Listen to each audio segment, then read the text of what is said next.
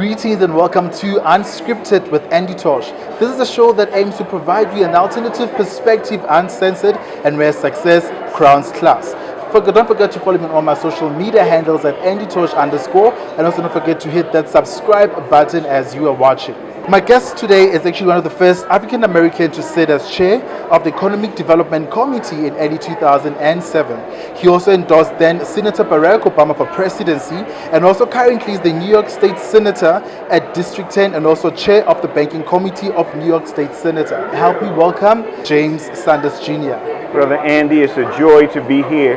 It has taken me 400 years to get here, but I'm home. I can imagine. How was the trip like getting here?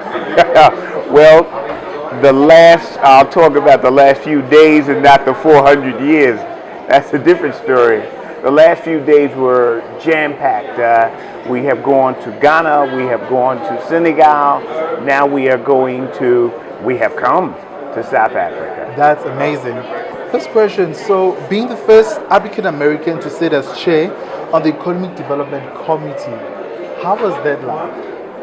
At the time when I did it, New York City was just recovering from 9/11. And it was a period where we did not know whether we could come back. I worked with the then Mayor Bloomberg, and together we were able to put New York City in record time back to its stellar place as the capital of capital. Wow. So I'd like to understand then, from a perspective of support and delivery, how was the support structure around that been like for you? Well, it's an ongoing process. It is, you only get what you struggle for. That's true. You only get what you fight for. In fact, Frederick Douglass said it best. He said, men may not get everything they fight for, but they certainly must fight for everything they get. Definitely. So it is an ongoing process where you have movement forward, but you can have movement backwards. I hear you. So now looking at politics in a global context and then having to stream it to the African arcade, what is it that we can do in order to fast track the growth and sustainable economy in Africa?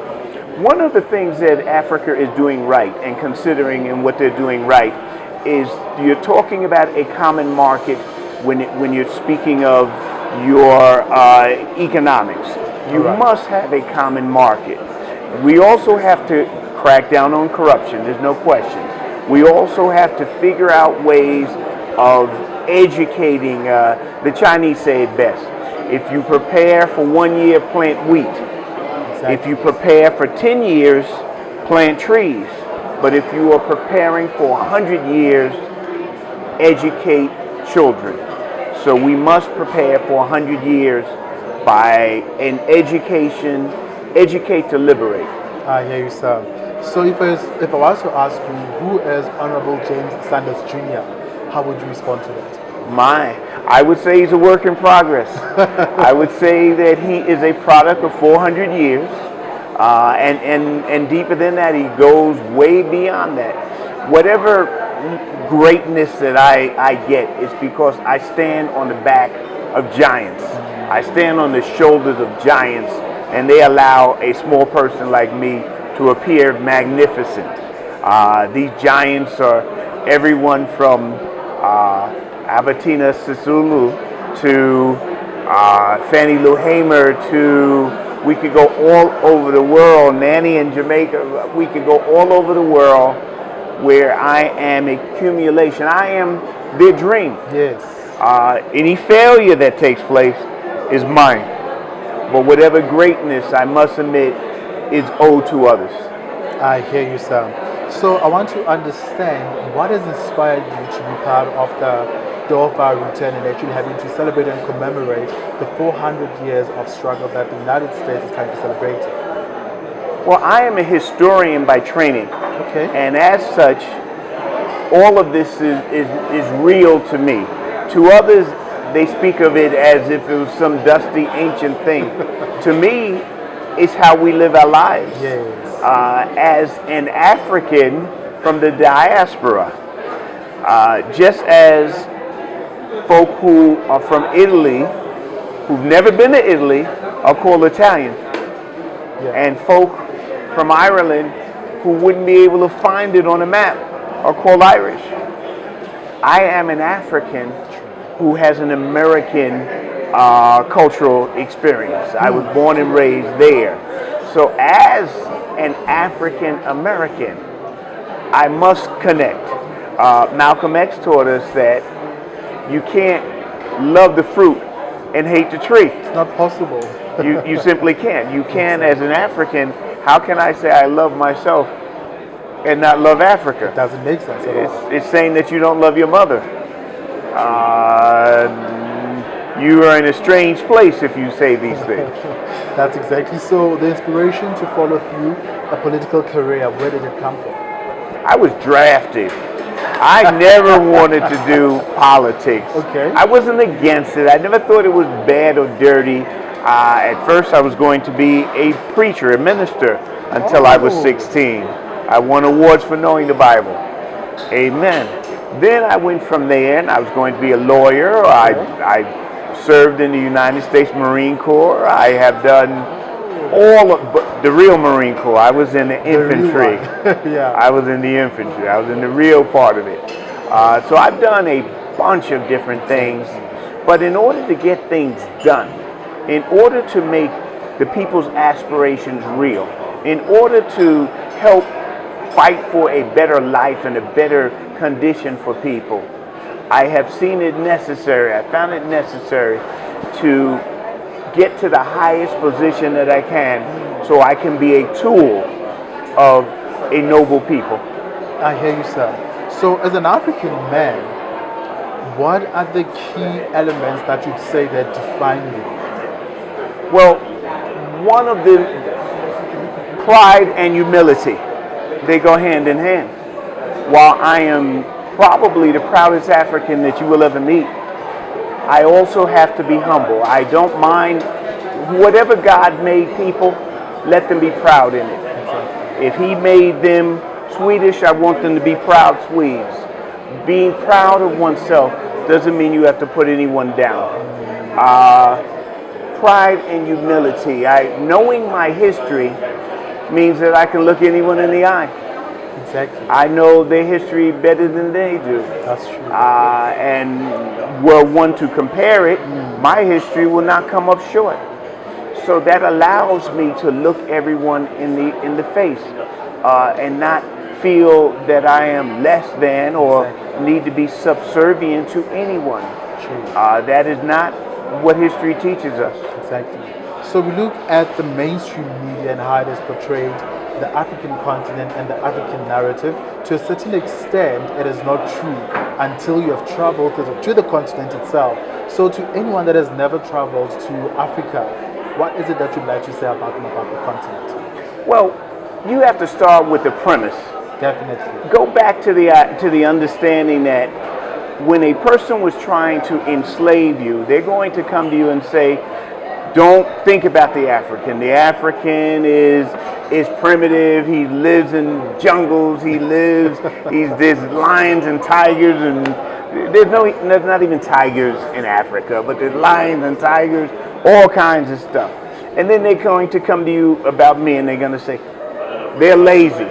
Exactly. They are violent. Let's see. They don't like to take care of the children. All kinds of foolishness that if we listen to this, we can't unite. To come to Africa is to see one of the most vibrant civilizations on the planet. To come to Africa is to see, I mean, there's no one Africa. This is a continent. It is a continent. And you are going to see every single thing that you'll see in Europe, that you'll see in America, you certainly will see it here, and more so. But this is one of the most dynamic and growing continents that there are. The African century soon approaches. We need to get ready for it. Yeah. People need, but you can't get ready if you have garbage in your mind.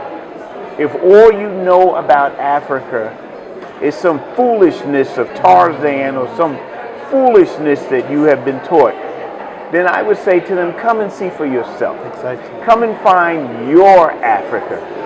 The continent is so large, from the pyramids of Egypt to the pyramids of Zimbabwe, Yes. from the source of humankind in the Nile River Valley, the Rift Valley.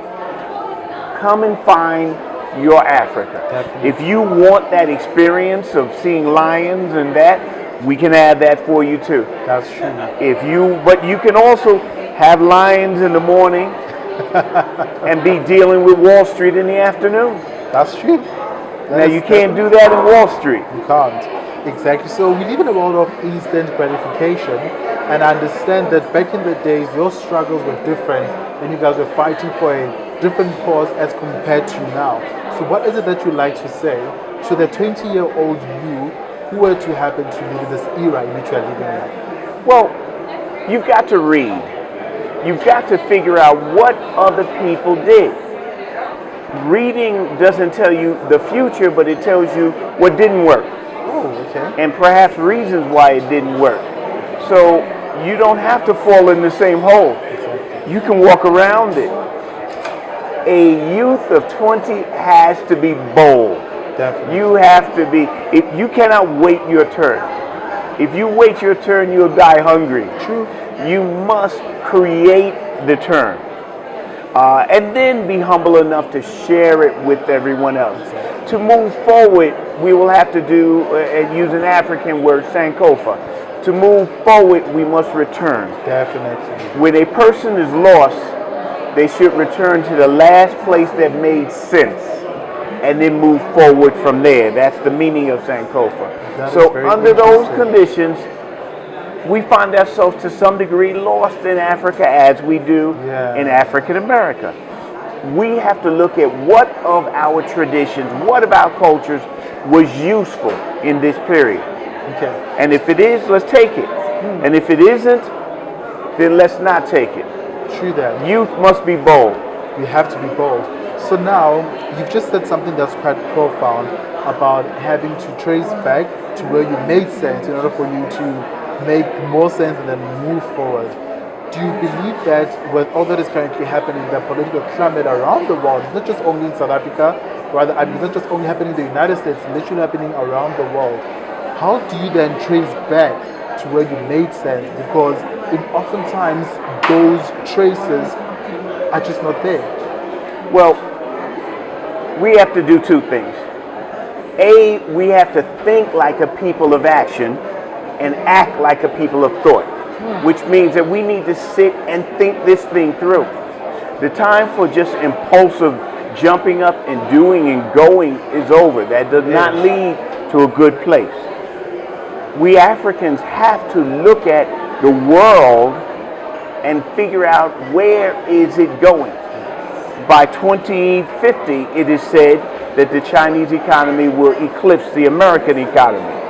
That has its own repercussions. It does. And we need to figure out where we will be there. And is this good or bad?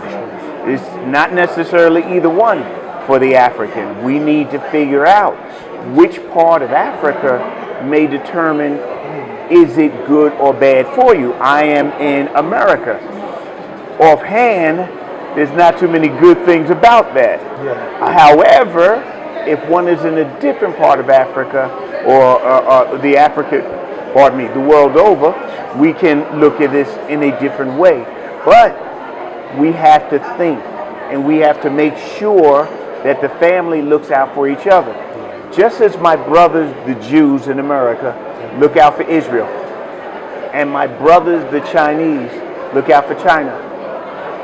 The African in America must be the voice, the advocates of African interests in America. True. So I understand that as a human being, we are governed by the five senses. And considering the fact that you're in politics, and you've also touched on the fact that you wanted to be a pastor, and what I've just learned is that your background is quite colorful. How are you able to juggle everything and yet again still maintain the person that you are? Well, you have to develop a sense of humor. Definitely. I've been in the business long enough to see that those who don't have a sense of humor don't make it. You have to be able to laugh with yourself, not at yourself, Yeah. but with yourself, even when you're not laughing. Meaning that you have to find humor in these things and understand that if that sun rises, that gives God is giving you another day. That is true. And that you could turn this thing around. But if you take yourself too serious, you can't. Children are serious. The elders are serious. Justice, hunger, those things are serious. We need to see some levity in our lives and some joy. Squeeze the joy out of every moment. Because when you do that, you will meet some of the most interesting people the world over. When you do that, you can go from being a young man born in a housing development, projects. What do you have? Public housing, poor, extremely poor background. I came from. My father was a sharecropper. He was a farmer who did not own the land. Oh. And our background, we were illiterate, which meant that we would have to go to old boss to tell, and he would tell us how much we made for the year. Oh, wow. At the end of every year, we owed more. No ways. And that went on for 100 or more years. This is my background that I come from. But you have to be able to dream. Young people need to dream. Don't let your dreams die. Don't share your dreams with people who don't dream. Definitely. Don't kill it. Because they will either take yours or kill it. True. Misery loves company.